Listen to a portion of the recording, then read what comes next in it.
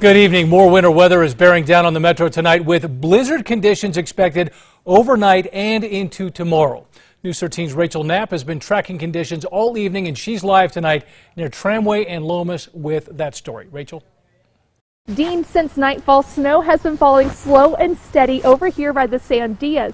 And with this storm, it's expected to dump about 6 inches in the metro overnight and tomorrow morning. Winter weather has hit Albuquerque.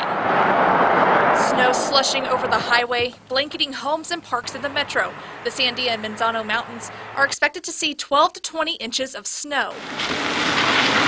As the night goes on, a blizzard warning is in effect. Locals rushing to get inside for warmth.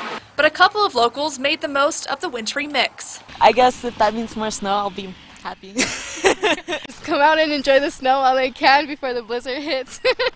Locals we spoke with who braved the cold wanted to enjoy the snow before it became too much of a headache. We saw how the snow was falling, and I haven't seen it snow in Albuquerque like this for a while, so I was pretty excited. But a major concern for people in the metro,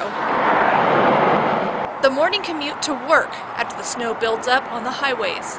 And given yesterday's storm, which caused delays and collisions, these locals are preparing for the worst on the roads. We're just really busy this time of year, so I'm kind of worried that I won't make it to work tomorrow because I kind of need to be there.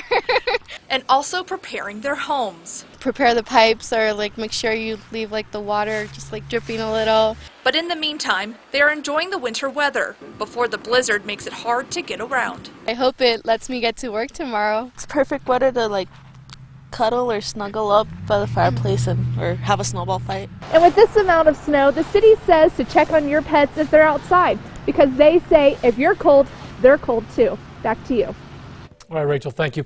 Police are urging people who have to be out on the roads tonight to be extra careful.